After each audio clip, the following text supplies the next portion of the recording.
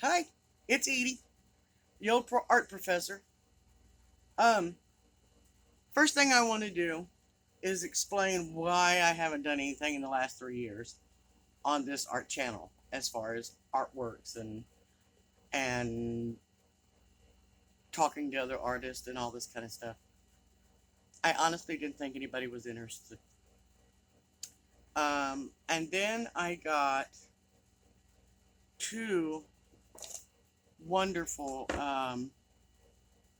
notes. One from a lady named or a man named Daydreamers Anonymous, and they had some extraordinarily good questions to ask, and I felt like I needed to answer those questions. I did, and I will read you her questions and the way I answered them. The other one was from a lady named Grandma Sandy, and I just loved her comment. And I've put up quite a few different videos on this channel dealing with Halloween, grandkids, and that kind of stuff. But I really haven't dedicated it to the world of art as we know it. Now, with that being said, I apologize, and I'm going to start changing my old ways. They say you can't change a book by its cover. You watch me change that cover. First thing I want to do is I collect dictionaries, by the way. This one right here is Webster's Third New International Dictionary. It's an old one, okay, and it's an unabridged. Um, I think this is a 1963 or something. And I want to read you the small. There's a lot of information on the word art in this dictionary. It covers a wide variety of information and everything, but I just kind of want to focus on one. And it says the craft of the artist, the technical devices used by a painter regarding in regards as a subject of study, a method or device that produces an artistic effect or is used for decorative purposes. Fine arts, the ones of the fine arts, plastic art, graphic art, painting, and decorative or illustrative elements in the printed matter as distinguished from the text or other parts of printed uh, from standard. Okay, so yeah, that sounds great. Why don't we simplify it? And I'm going to do that. So I threw that on the bed. For me, and for a lot of artists, art is anything man made. Anything. Anything from cars to planes to beds to mattresses to utensils to paintbrushes to televisions to video recorders to glasses, hair dye. You know, I can tell I use hair dye. Um, Envelopes, anything. There's nothing you can't imagine that has not been what we used to refer to as pen to paper. So when they would start to come up with these ideas, they would think about it first. And then the second thing that most people did was grab a sheet of paper or a napkin and a pencil or a pen, and they would write down what they wanted to do. And then there would be some little illustration. And it would be very crude, which is fine. That's art. It's very simple. That's art. You sign your name, that's art. And I can prove that. Who has the biggest signature on the Declaration of Independence? We all know it. John Hancock. It's eloquent. It's musical. It's sexual. It's strong. It's manly, you know. But there it is. And we all know that signature. We all do. We only have to see it maybe one or two times in our lifetime, but we know it. We know John Hancock. So anything, numbers, the Chinese words, how they write their text, beautiful, beautiful. Same thing with Greek and Russian and Arabic, any of those, it's just a gorgeous way of conveying a message to another. Okay? Art. It's art. I don't care how you look at it. You like photography? This picture of my parents right here, art. So if you ever want to get to a point in your life where you want to emulate these artists, go for it. There's nothing stopping you except yourself. And you're the only one that can do that. Nobody else can. Only you. There have been children that draw in the dirt, and that's all they have. But yet they're creating art. There have been people who have used the most eloquent computers. Just amazing. Have you ever played a video game? I have. I love video games. But look at the graphics behind them. That's extraordinary. It's not like they sit down at their computer and go, okay, I'm gonna put 01010001 and this image is gonna pop up. They have to have that image already on paper so that they know what they're looking at to transfer it. Okay? Someone who writes poetry, you don't think that's not art? Oh, it's stunning. But we're going to narrow this down. And my glasses are really shiny. Sorry. So we're going to narrow this down. We're going to narrow this down to the fine arts. So we're going to talk about drawings. We're going to talk about paintings. We're going to talk about the different medias of both of those. We're going to talk about clay or slab work. We're going to talk about sculptures. We're going to talk about the histrionics of this medium, the world of art. Let's go. So I want to read you the questions that I was asked and how I answered them. The first one was from Grandma Sandy, and she said, I would like to see you really work on this channel. Sounds interesting. Let me know if you put up more videos. And I answered her and I said, I honestly didn't think it would matter, but you know what? I'm going to do my best from now on. That was a year ago. And then, even though she posted these questions 2 days ago, I just got them. I just got notified. So it says, hi, Edie, I found your channel because I was going through some comments on someone else's channel, and your channel name caught my attention. I see this video is 3 years old, so I don't know if you're still up for questions about art, but I have a few.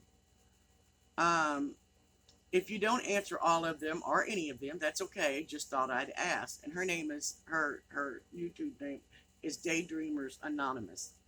The question one was, what advice do you have for someone who would like to get back into art, but is out of practice and has had a hard time starting or finishing an idea? And I wrote on there, I'm going to answer your questions in the order that you posted them. Number one, it's a great question. I also go through this stop and go when dealing with artworks. I know this sounds basic, but just start. If you're a draftsman, just draw something on your table, in your room, something simple at first. Make many drawings of the same object. Get used to the enjoyment of simple drawing. And people forget to do that. They get so caught up in the finished product, they forget those first steps and they don't enjoy it anymore. It's not there for them anymore. It's work. And when it becomes work, it's not enjoyable. You will never be as bad as your first drawing. You need to keep your first drawing so that you can physically see your improvement. The same goes for painting. Just start. It's really just that simple. Just start. It's not brain surgery. It's a piece of paper and a pencil. That's, nobody's going to die from you drawing. You understand what I'm saying? Unless you accidentally pull a plug and they need that plug. But other than that, they're not going to die from you drawing. I draw everywhere. Vacations, if I have to go visit somebody in the hospital, if I'm sitting out in my car, I draw a lot. Her second question was, as a lifelong artist, what are your thoughts on using Pinterest? I have a sibling who is very anti-Pinterest because she feels it takes away from true creativity. I use it, but often question if she might have a point and wonder if the creator of the pinned idea would be flattered that people want to recreate their idea or they feel as though people are stealing or copying their ideas. This may be too controversial a subject, so if you don't feel you have to you don't have so you don't feel like so you don't have to feel like you have to answer it. Oh yeah, there's nothing controversial that I'm not willing to tackle. What I wrote is copyright laws are very blunt about copying another's work, and selling it as your own. You either have to get written permission from the creator or use it as a starting off point. I would go with the first option. Pinterest is a great place to get great ideas, but don't forget what your past work can do for your future works. What that means is if you have old journals you haven't looked at in 40 years, go get them out. Look at them. Really look at them. Because you're not going to look at them from the person who drew it anymore. You're going to look at it as a spectator. And you're going to be going, I remember this. I didn't know I was that good. Or I could see where I could improve on that. That's your work. You don't really need Pinterest, but it's not going to hurt either. You can take an idea from here, and an idea from here, and an idea from here, and an idea from here. But let's say you took a cat sitting on a tree limb, okay? You can't take a cat that somebody else has already created and implant it in your image if you're drawing or painting. And the reason why I say that is because you are physically copying somebody else's work. Now, if all you're going for is the silhouette of the cat and how the cat is placed on the limb, that's a totally different story. Because you're not copying from them, you're borrowing that idea, and there's a difference. Okay, so I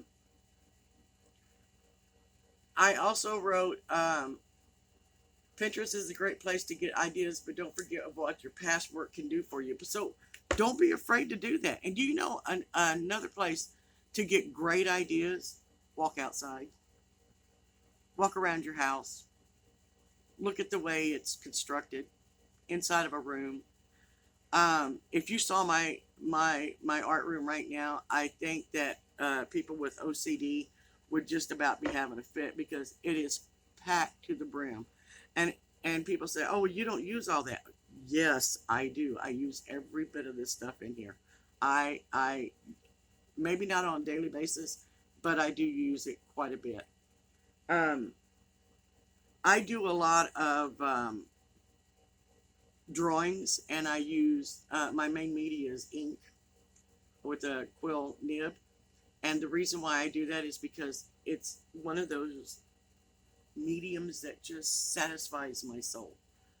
And it allows me to put or remove whatever I need to in order for my image to get that story across. Because that's basically what you're doing. You're creating a story on canvas or on canvas board. I'm going to read her third question. Her third question was somewhat similar to question number 2, but I'm curious about your thoughts on using programmable machinery for art. Is it still art if you use a die cut machine like a Maker, Cricut, or Silhouette, Glowforge machine, or a 3D printer? Where's the line drawn? I really like paper art and have been using an X-Acto knife, but it's been very slow progress. I mentioned to my husband that I was wondering if I should get a die cut machine to help cut some of the pieces to help speed up the creation of the project. And he said he thought it was more of a charm to do something that is made by hand and not too perfect. He's got a good point. I'm not going to lie to you. But this is what I wrote. I truly believe anything man-made is art. Why not combine your X-Acto knife and your Cricut type machine to create your artwork? Many modern artists use computers, clays, canvases, pens, even broken skateboards and logs to create their work of art. I have a broken skateboard here in this room that they use latex house paint and spray paint on it, and it's awesome. Um, you don't need to limit yourself to certain items to create art. Just do it. It's very simple. Get started. Don't wait. I believe in you, so don't tarry. If you have any more questions, don't be afraid to ask. I will always be here for you. Good luck and God bless. Now, I've answered her questions, okay? And she brought up some really awesome points, because where do we draw the line, at using modern technology? I had an art professor, Dr. Chaparral. Everybody called him Doc. He was awesome. Um, he had a young man come up to him and was showing him some of his digital art. Now, this was back in the early 90s. It's not near as advanced as it is. It was nowhere near advanced as it is right now. And it was, if I look back, it was very crude, but it worked. And he said, "Oh, those are interesting. Yeah, those are," and then kind of like dismissed them. And I'm sitting there watching them. And after a few seconds, Doc comes over and he sits by me and he goes, "You don't think I answered him right?" And I said, "Not really." And he said, "Why not?" And I said, "If you're that much of a snob about creating on a computer, then you need to go back to this."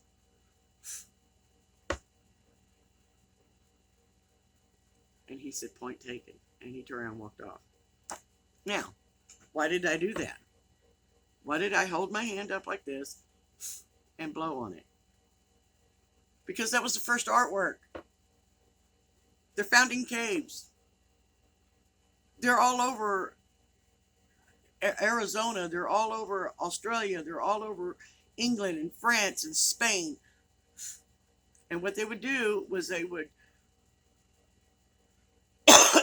excuse me.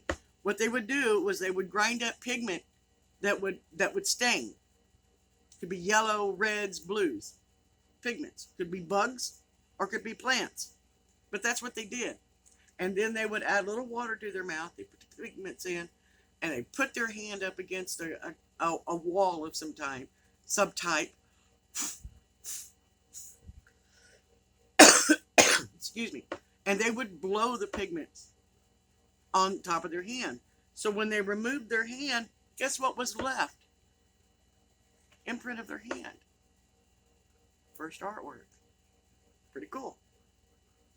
So do we really want to go back to that? Are you that big of a snob? Why are you using, pens, and knives, and inks, and paints, and canvases, and all that kind of stuff? Just go back to this. We evolve as we grow, and that's what we should be doing. Somebody asked me about 3D printers one time. How do you feel about those? I said, I think they're fantastic. I said, I've wanted one ever since they were $300,000, and now you can get them for less than $1,000. And you don't feel that that's copying somebody else's work? No, I don't, because there's going to be some augmentation on what you create as opposed to what they create. Maybe their guy has an eye that's wide open, and maybe your eye is completely closed. Maybe you have an elongated jawline. There are augmentations that you can make to make this into a different character altogether. I know a guy in Australia, Gary Fay. He is awesome. And he has been creating these elongated fingers that you can actually manipulate. He went from a glove system with wires in them where you could move them around to actually just using the fingers themselves. So this is blank, and he can actually, they're so detailed, and they're so movable and so stunning that it was actually used in a Lady Gaga film or album, I believe, a video, and you can actually see them. I don't know what the name of the video. I don't follow her as an artist, but I do follow Gary because of his articulated fingers. They're awesome. They were also shown with the glove at the time on Adam Savage's YouTube channel, and he just went nuts over him. He was so thrilled he could barely talk. And I understand that. So that's creative juices going. And don't tell me, I mean, he started out with popsicle sticks of all things. He knew what he wanted. He put it down on paper so he could get it right and figure out the process of creating these. He uses 3D printers to recreate his articulated fingers. They're awesome. And then we can move forward where we have people who paint on canvases. I think that's great. I've got one back here that I'm working on. I'm not happy with it. It's been sitting there for over a year, but stop and go, stop and go, stop and go. And when I figure out how to fix it, I will go back to it. Now you can see this green stick behind me.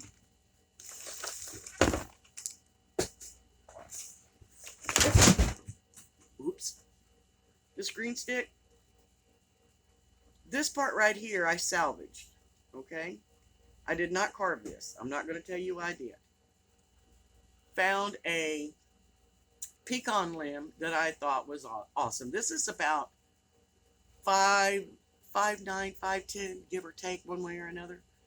And then I covered it with latex and tissue paper. And I'm in the process, and I used rubber eyeballs. But I'm in the process of putting the veining on. This thing is huge. I mean, seriously, thank God I have 12-foot ceilings. But it's huge. And I'm not through with the eyes yet, so I still got a lot of work to do on it. Oh, that's the end of it right there. Is this art? Absolutely. Did I create that head? Absolutely not. But am I going to use it in my artwork? You betcha. You bet I am. It's not the first cane, walking stick or cane I've made. This would be the first walking stick. I've already made 3 canes. One of them's back there.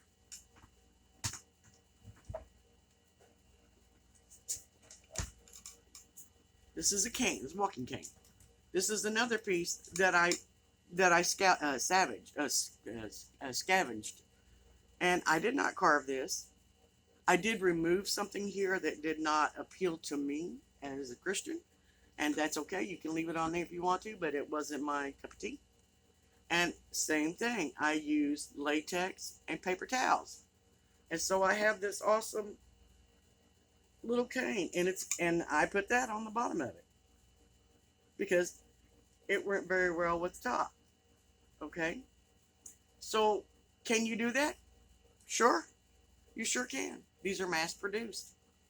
There's not one particular person who is an artist on it, or there's no signature on it. So can you do that? Absolutely. I have taken furniture and sanded it down and painted it, and it's in here. And is that a bad thing? No. Was it meant to do that? Sure, why not? Is it art? Absolutely. So don't be afraid. Don't be afraid to just shoot forward and be an artist. If all you can do is doodle all day. Have a blast. There's something about art that appeases the souls of those who really want to do it. I can teach you technique. I cannot teach you desire. I just can't. When I was teaching my classes, I would tell those kids, to me, art is 10% technique and 90% desire. If you don't have that desire, you can learn the technique. But a lot of artists will tell you that if you don't have the desire to finish something, or it's not working for you, it's because your soul is not happy at that moment. And you have to be happy in order to create something. You can be madder than an old red hen. I mean, seriously, be furious. And you can create art, but it's a different type of art. It's not that joy that you see in a lot of these paintings. You cannot paint a flower while you're ticked off. You just can't. You can technically, but emotionally, that painting is not going to show that joy. So you've got to have that joy. So if you have any more questions, I'm here. I'm going to try my best to post at least every other week. Um, I would love to be able to answer your questions, and we'll go from there. So I'm going to let you go. This is already 20, almost 26 minutes long. Ooh, a lot longer than I thought. But anyway, if you have any questions, feel feel free to ask me. If you need help with something, go to my Facebook page. It's under my name, Edie Blunzer, EDIEBLUNTZER. Go to that and send me a message. Ask me questions. I helped my cousin out in California until the day she died. She didn't have a cell phone. I helped a lady over in New Charleston, and we go back and forth with the computers. You need to do this. You need to do that. You need this right here. This is great. Leave it alone. And I'll break down her paintings for her to help her. And has she sold? Absolutely. She's done a great job selling. And she really doesn't need me, but she thinks she does. So it's kind of nice to be needed. But anyway, if you have any questions, I would be more than happy to answer them. I appreciate y'all being here. Um, God bless and keep you safe. Don't forget to like, subscribe, and ring that little bell for more notifications. And one of these days, I'll learn how to speak English. Bye.